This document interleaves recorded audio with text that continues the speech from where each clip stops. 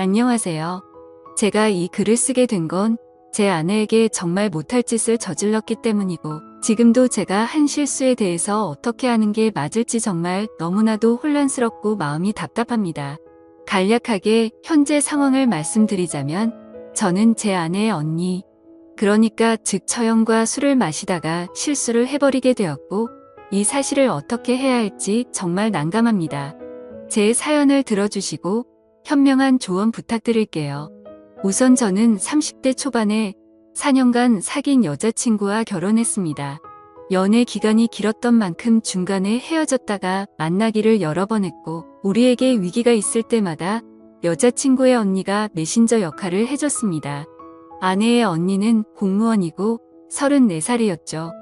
30대이지만 출산을 안 한 아가씨라 그런지 30대 중반을 달리는 나이인데도 유독 동안의 하얀 피부와 S라인 몸매를 가지고 있어서 그런지 20대처럼 보였고, 누가 봐도 뒤돌아볼 정도로 예쁘고 매력이 넘쳤습니다.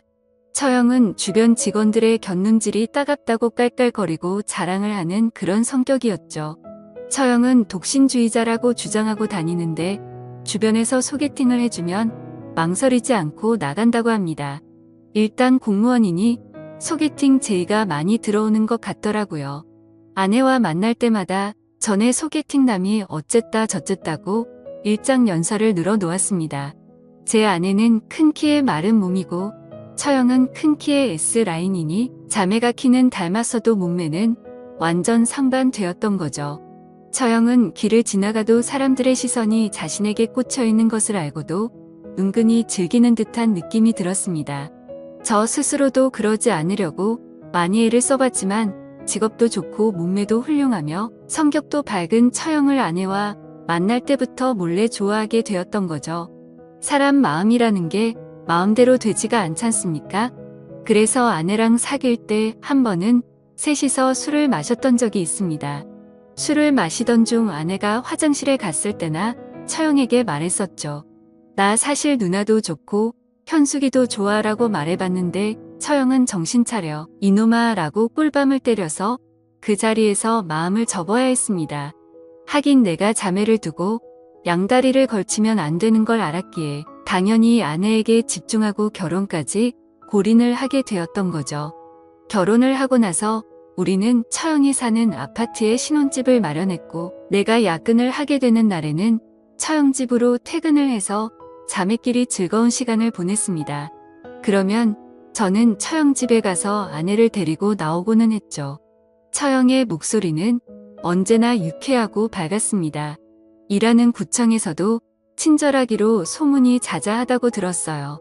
하루는 아내를 데리러 처형 집에 갔는데, 처형은 깜빡 잊은 것인지 몰라도 집에서 혼자서만 있을 때 입는 그런 수준의 민망한 원피스를 입고 있었습니다. 제가 민망해서 시선을 피하자 처형은 현숙이 방금 집에 갔어 라고 말했고, 저도 모르게 심장이 두근거렸고 민망한 이 순간을 어떻게 넘겨야 할지 고민하고 있었습니다. 그런데 처형이 갑자기 우리 집에 온 김에 차나 한 잔 마시고 가라고 하더라고요. 저는 반가운 마음에 처형 그럼 나는 아이스 커피 타줘 라고 했고, 처형의 뒷모습을 봤는데 정말 이러면 안 되지 하는 마음에 환장하겠더라고요. 저는 애써 눈을 딴 데로 돌렸고 시원한 아이스 커피로 진정하려고 했습니다. 그런데 처형은 가스레인지 쪽으로 다시 향하더니 공국을 끓여놨다며 이제 다 식었으니 좀 가져가 라고 하면서 가지고 오다가 그만 주방 바닥에 묻은 물기에 미끄러져서 공국을 다 쏟았고 처형도 넘어지고 말았습니다. 그런 처형을 잡아주면서 일으켜줬습니다. 에구 어떡해 해. 많이 아프겠다. 왜 삼복 더위에 공국을 끓여. 퇴근하면 좀 쉬지라고 하면서 얼른 키친타올을 가져와서 처형의 옷을 툭툭 닦아주다가 처형의 몸에 살짝 스쳤던 거죠. 처형은 반사적으로 나 얼른 씻어야겠다라고 하며 서둘러서 욕실로 갔습니다. 그러면서 문을 살짝 열고서는 잘 가. 나는 나 안 나간다라고 하더라고요. 그래서 저는 난리가 난 주방을 수습하고 냄비도 닦아 놓았습니다. 처형은 물소리로 인해 제가 주방에 있다는 걸 인지하지 못한 건지 샤워를 다 마치고 욕실 문을 열고 안방으로 들어가는 소리가 들리더라고요. 그래서 저는 뒷정리를 다 마치고 방 문 앞에서 처형 나 갈게라고 말했더니 어머 깜짝이야 하면서 얼른 안방 문을 잠그는 소리가 들리더니 너 다 봤지? 라고 했습니다. 저는 하나도 못 봤으니 걱정하지 말고 안심하고 잘 자라고 인사를 하고 집을 나왔었죠. 저도 진짜로 주방에서 뒷정리를 하느라 정신이 없었고 그냥 별 다른 생각이 없었습니다. 하지만 솔직히 그날 이후로 마음이 싱숭생숭했었죠. 예전에도 관심이 있었지만 최대한 스스로 마음을 다잡아가면서 처형을 잊고 지냈었거든요.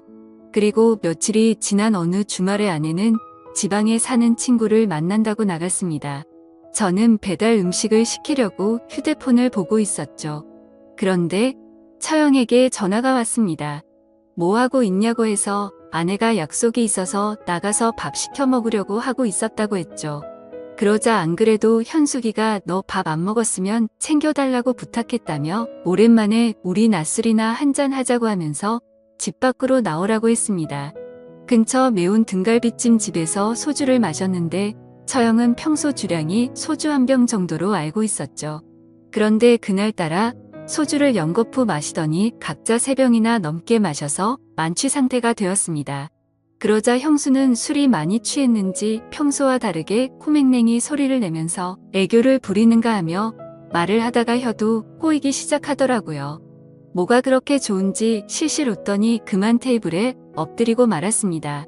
그래서 저도 엄청 취한 나머지 더 마시다가는 큰일 나겠다 싶어서 술에 취한 처형을 부축하고 집으로 향하게 되었죠. 저는 처형이 사는 아파트의 현관 비밀번호를 알고 있었습니다. 왜냐하면 장인어른이 처형이 혼자 살고 있으니 비밀번호는 알고 있으라고 그래야 급한 일이 있을 때 처리할 수 있다고 하셨기 때문도 있었고 저와 아내 그리고 처형 셋이서 한 가족처럼 친하게 지내고 있었기 때문에 그게 별 대수롭지 않다고 생각을 했었었죠. 그래서 능숙하게 현관문을 열고 들어가서 처형을 침대에 눕혔습니다. 처형은 술에 만취해서 깊은 잠을 자더라고요. 그런데 갑자기 술이 확 깨는 기분이 들었습니다. 얼마 전 있었던 감정도 되살아나고 뭔가 기분이 묘하더라고요. 그래서 얼른 집으로 가야겠다고 생각하고 일어나려고 하는데 처형이 너 어디가 이렇게 취한 목소리로 말했습니다.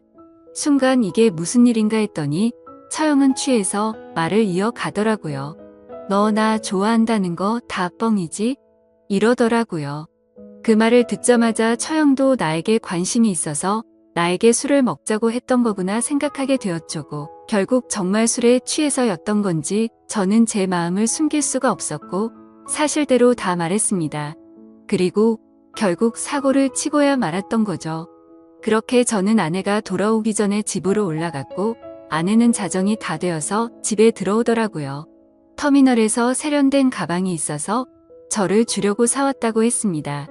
이어서 언니 옷도 사왔는데 직접 줘야겠다고 하며 콧노래를 부르는데 아내는 친구를 만나 스트레스를 잘 풀고 온 것 같더라고요. 그 모습을 보고 있으니 죄책감이 몰려왔고 정말 내가 무슨 짓을 한 거지 하는 생각에 머릿속이 혼란스러웠습니다. 정말 아무 일도 없었다는 듯이 보내려고 했지만 그게 안 되더라고요. 처형은 그날 이후로부터 뭔가 연인이 된 것처럼 저를 대하는데 저는 대답을 하면서도 뭔가 거짓 연기를 하는 것처럼 느껴졌습니다. 솔직히 말해서 앞서서도 말했듯이 저는 아내도 좋고 처형도 좋은 게 제 마음이거든요. 그런데 이걸 아내가 알게 되면 어떤 일이 벌어질까? 그게 걱정이 되는 게 가장 큰 고민입니다. 신기한 게 처형은 셋이 같이 있어도 아무렇지 않은 척 하는데 진짜 연기자가 아닌가 싶을 정도였죠. 그러면서도 뒤에서는 저와는 다른 연인들처럼 아무렇지 않게 지내고 있습니다. 행복하긴 한데 너무 두렵다고나 할까요? 사실 이런 상황들을 드라마나 영화 같은 데서만 일어나는 건지 알았는데 실제로 저에게 일어나고 보니 도저히 어떻게 해야 할지 감이 안 잡히네요. 이런 만남을 몰래 지속해봤자 결국 걸리지 않을까 하는 생각도 들고 아내에게 솔직하게 말할 수도 없는 노릇이고 정말 환장하겠네요. 사실 이런 상황을 주변 지인들이나 회사 사람들에게 말할 수도 없으니 객관적인 사고도 되지 않습니다. 많은 분들이 이 글을 들으셨을 때 어떻게 하는 게 가장 좋을 것 같나요? 현명한 조언 남겨주시면 감사하겠습니다.